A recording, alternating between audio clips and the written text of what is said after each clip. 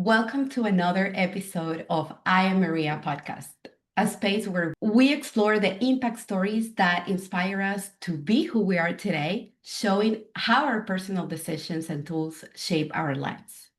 Today, I have the honor of speaking with one of the most admired figures in the world of global franchising. As CEO of PJP Investment Group and one of the top performing Papa John's franchisees in the EMEA region, Tapan is not only known for his results, but for his values, his team first mentality, and his ability to lead with heart and strategy. From answering every email to welcoming each new team member personality, Tapan shows up every detail.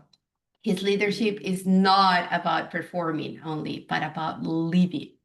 Let's discover what drives such devotion and how one simple example of this amazing person that we have here has built a legacy and purpose. Tapan, welcome and thank you so much again for being here. Well, thank you. It's a pleasure being here. And with the first question, I think we're going to get to know you a little bit more. And let me ask you, who are you? Who is Tapan? That's an interesting question. I'm, I think, a complex blend of so many emotions, so many skill sets, so many ideas, so many innovations, so many good practices.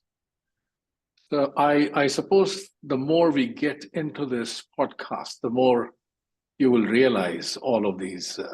But yeah, that's what I am. A complex blend of multiple disciplines. I love that. And certainly, I want to start learning a little bit more with that. And we're going to ask a lot of the questions here, Tapan, and that's how we're going to get to know you. And I'm going to start then asking about important decisions because, our lives and our person in overall, we have taken important decisions along the way in our life. And I want to ask you probably from 1 to 3 important decisions that have led you to the life that you have today, Tapan, and the person that you are today. Sure. I mean, it's not always easy to rank many decisions that you may have taken in life, but I think one is a very easy one. The first ranking decision that I think, the most important that I think I made was made way back in 1985. So that's like 40 years ago.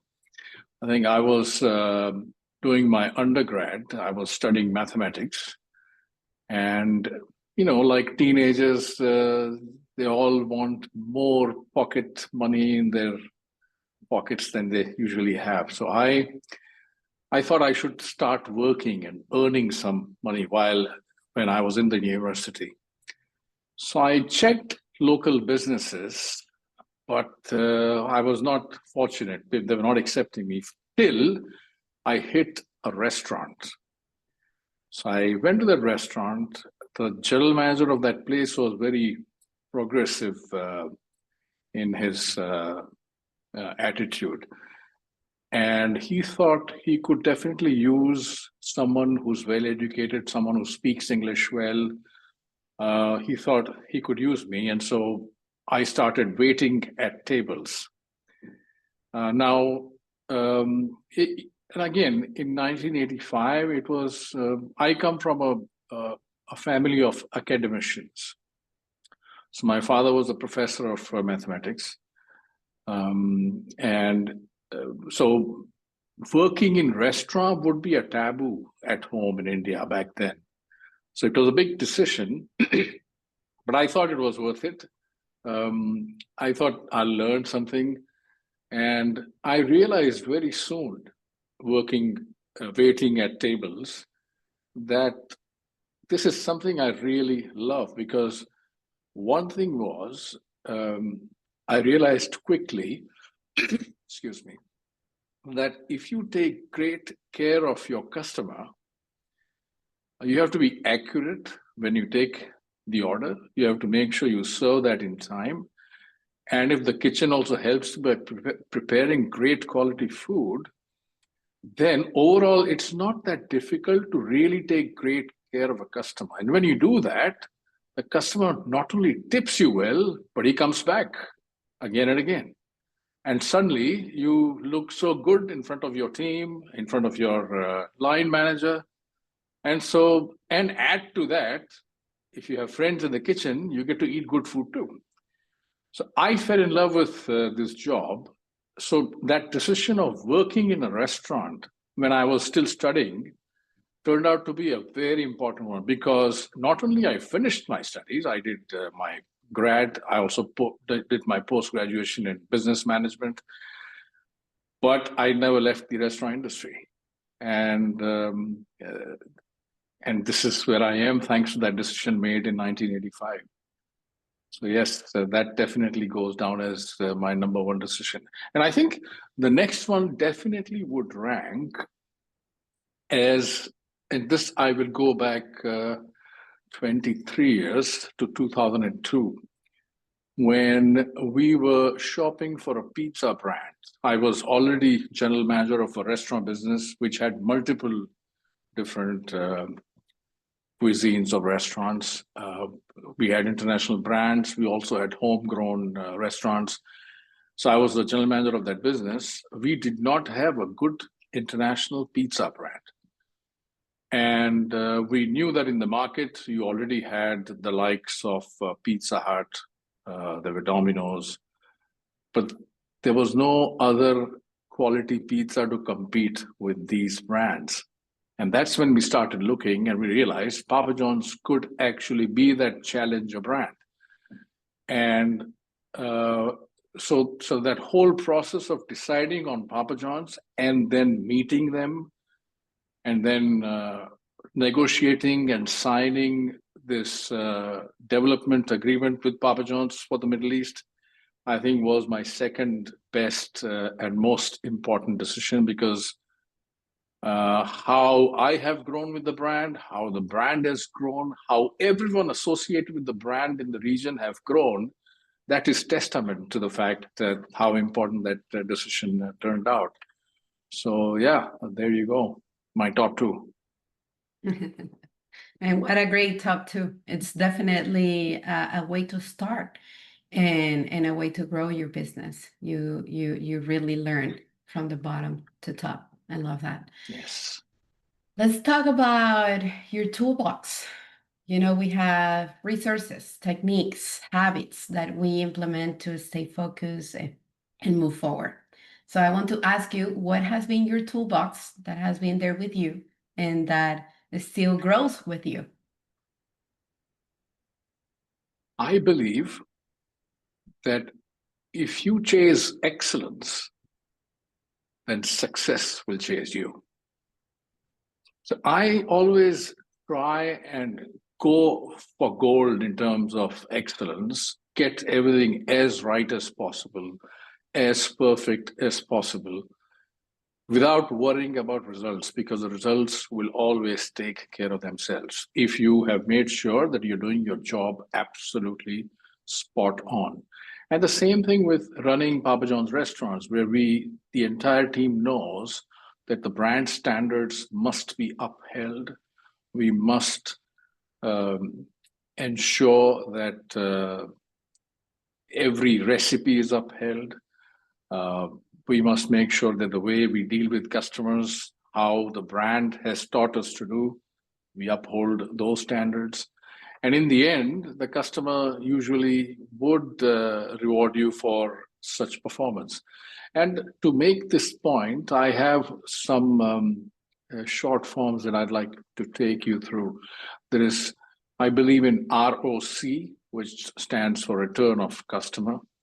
I believe that if you take great care of every customer, which goes back to my teenage years. But yes, I tell my teams, take such great care of every order, every customer, every transaction. And so the customer is so happy, he only thinks of returning back to you. And I say, go A, B, C, D, which is above and beyond the call of duty. If you go above and beyond the call of duty, ROC naturally happens.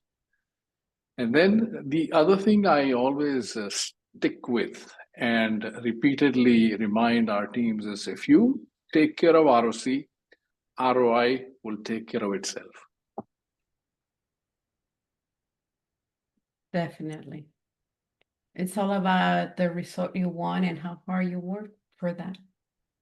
Results won't come. I love that. Tapan, what is your leadership philosophy when it comes to building a motivated and aligned team at such a scale?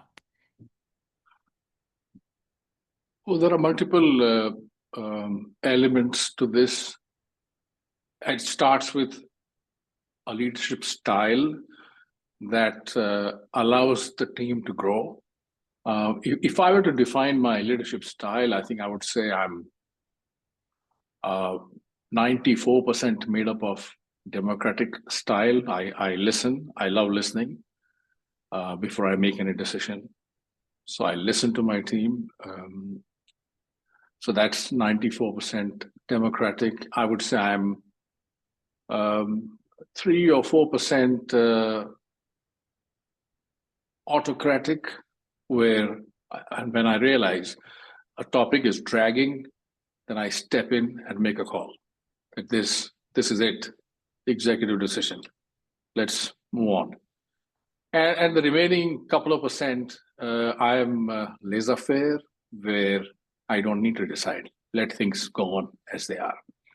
So this is how I would describe my leadership. But at the same time, I also believe that leadership is not about controlling people.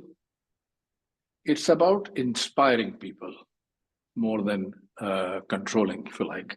It's about giving everyone in the team all the resources possible, and then inspiring them to deliver, if not over-deliver.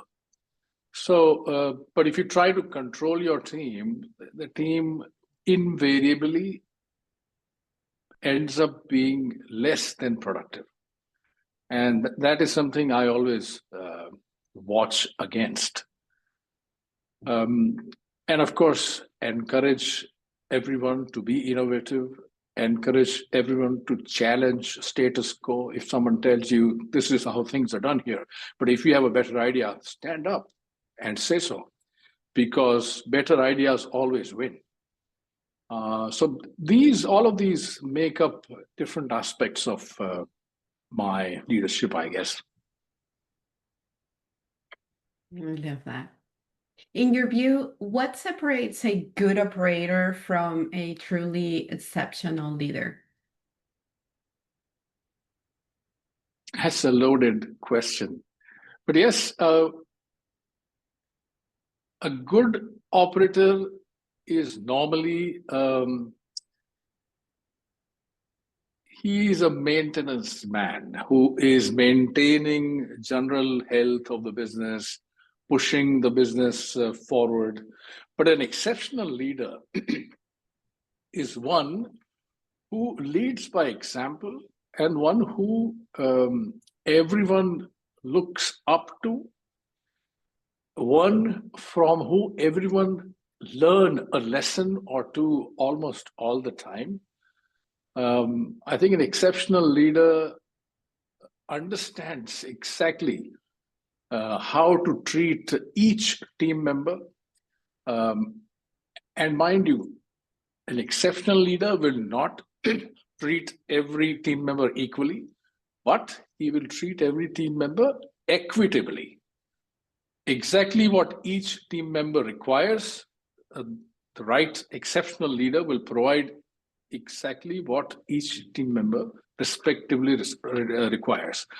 I think exceptional leader will always be in control. He will always, and I'm very big on this, the ability to tell right from wrong. Because this is a huge deal for me. If you can tell right from wrong, then most of your decisions are likely to turn right. And so when you know something is wrong, stay away. When you know something is right, go for it. But it is the ability to tell what is right and what is wrong that defines an exceptional leader too. So, and you really, every brand, especially a brand like Papa John's, deserves everyone to be an exceptional leader, so that the brand, which currently is third globally, can continue its growth path towards becoming number 2 and one day number 1.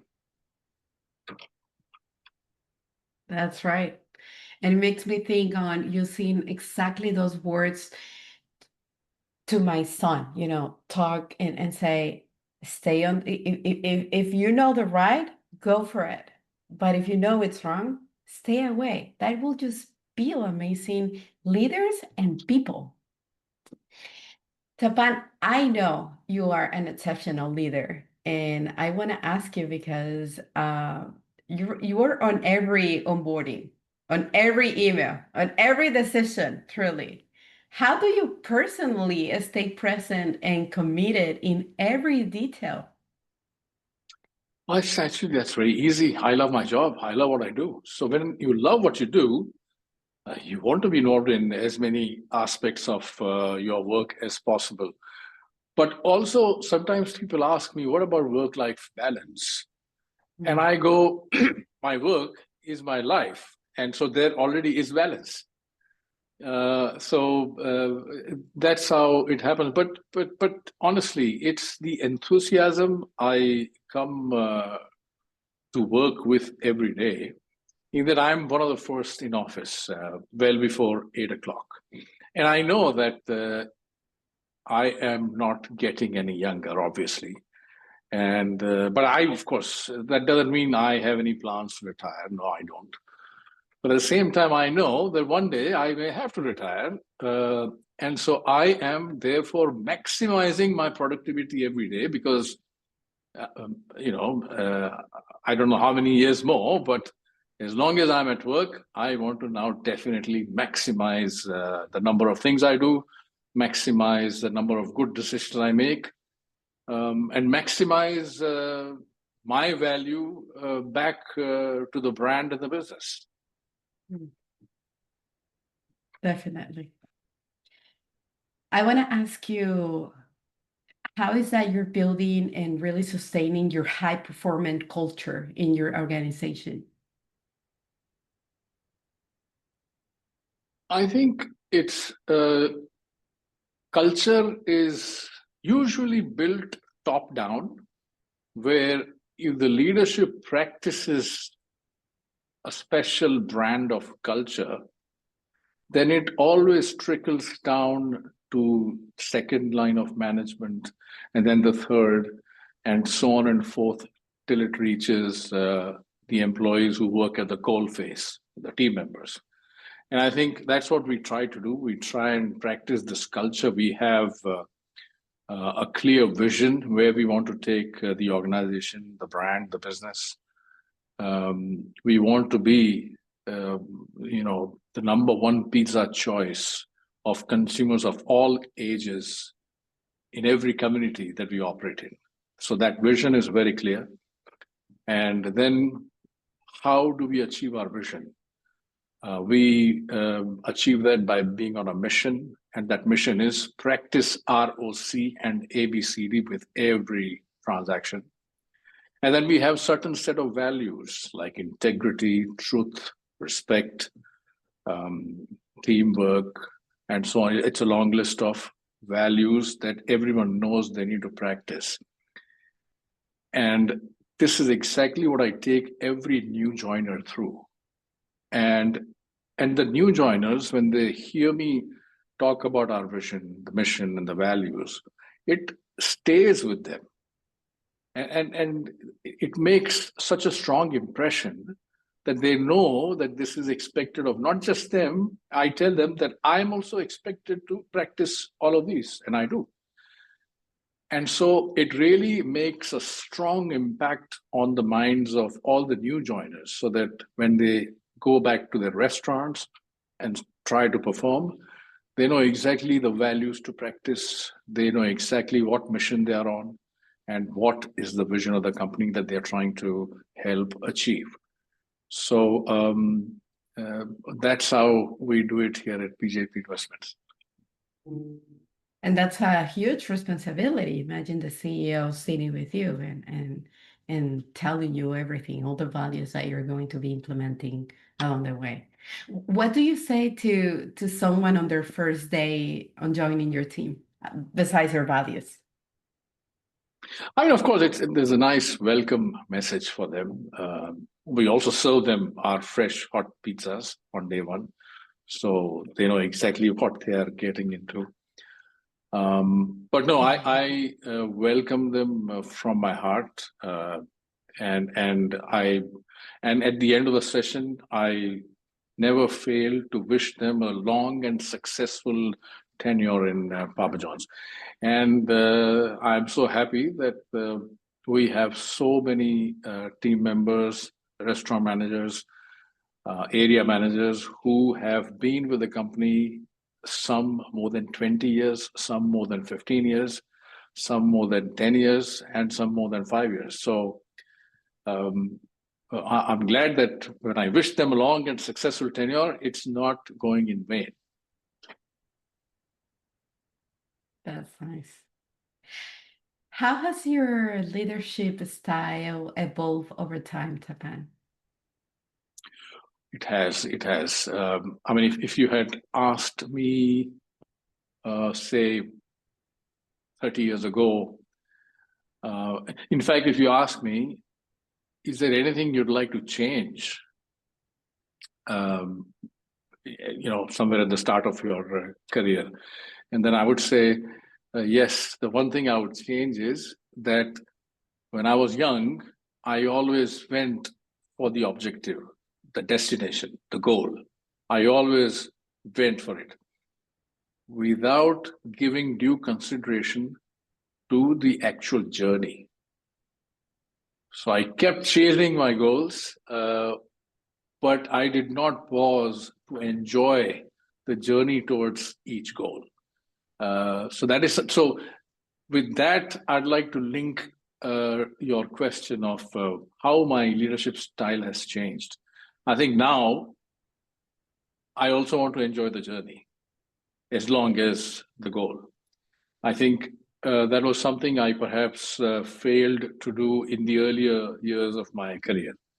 And if I was talking to a young manager today, that's what I would say, that you should care for the journey as much as you care for the objective, the goal.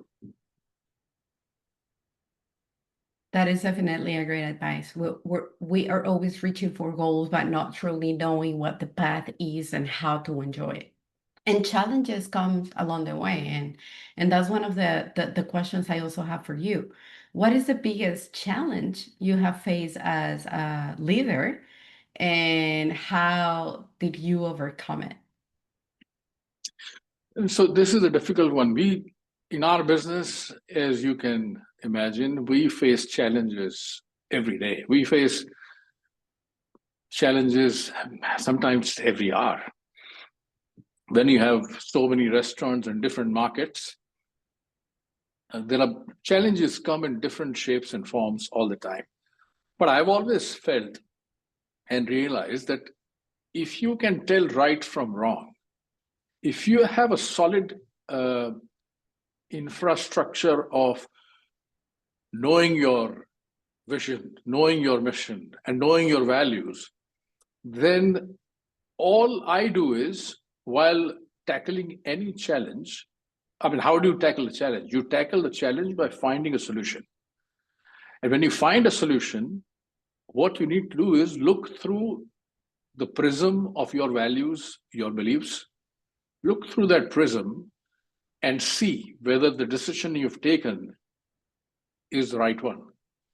If it is in sync with your values, if it is in sync with your vision, and if it is in sync with your mission, then you know that this is the right decision to make. And when you see that, no, this decision is not in sync with truth, or not in sync with teamwork, or not in sync with integrity, then you want to simply look for another decision that is ultimately in sync with all your values. I think this is the best way to tackle any challenge. And I promise you, we face challenges all the time. I mean, now we are starting in India. That is a huge project. And we now have an excellent team on the ground in India. But having said that, we are rushing to open 4 restaurants in a single day in September. And that poses its own challenge. So every morning we try to see what is today's challenge, what is the right solution, fix it, but make progress. And that's what we do. Yeah, challenges and solutions. And habits as well. I want to ask you, what are some of the habits or practices that you consider essential to your day? The first thing I try and do is prepare for my day, look at my schedule, and come mentally as well as physically prepared to meet the challenges of the day. And if there are meetings planned, I make sure that I'm prepared with my reading, as in if it's no matter which subject the meeting is on, it is always good to read. And read what? In our business, it is basically read data points that you have collected about the meetings. So go well prepared for every meeting. That is one habit I normally have. The other habit is speak. Rely on good interpersonal relations and meeting people one-on-one. Even if it is on Teams, it's better to meet, talk, so that there are all the possibilities created of two-way communications, as against drop someone a WhatsApp or drop someone an email. So I think two-way communication is extremely important, because you get the answers immediately to your questions, and the other party gets answers immediately to their questions. So I think two-way communication is a habit, I think, that helps me perform. But otherwise, I make sure that my week is filled up with all the right kind of meetings, so that I treat every department within the organization equitably. Whichever department needs my help, I want to be there. And that's how I would like to be able to distribute my managing or my interactions with every different team within PJP. Nice. Tapan, there are hard days. We know we face challenges. And I want to know, you said I come prepared physically, mentally, but also, during a hard day, there are some ways to recharge, to protect our energy while being present in the company and really leading to during those difficult moments of pressure. How do you do it during these times? So when I was younger, I think it was always a little bit difficult to handle pressure. When you come under pressure, you start getting excited. Sometimes your behavior actually goes south. But that was when I was young. And so over time, you evolve, your behavior evolves, the way you react to pressure, that evolves. So now I think when if there is any pressure-like situation, I now smile and say, bring it on. Because having dealt with such situations throughout your life, what can any pressure do to you? So I think the best way to meet any pressure or challenge is to smile at it and say, bring it on, analyze it. And if it is in a subject where you're not an expert, then you ask an expert. And nowadays, you have help available, not just from your colleagues who are smarter than you in some subjects, but you also have other friends like Gemini, Copilot. There are so many friends you have that you can turn to them also for some quick, very good, helpful answers. Yeah, use your resources. Exactly. Tapan, what advice would you give a young person who dreams of becoming a franchisee leader one day? I would have a plethora of advices. But one thing I will definitely advise is that do not ever cut corners. Do your restaurant right. Follow whichever brand you're franchising, follow the standards of that brand. Execute right. Do not shortchange your customer, because that is a surefire way of that customer not returning and you spending even more to acquire new customers. And it just doesn't work that way. The only way a restaurant franchise can attain success is you look after food quality, you look after the customer's happiness.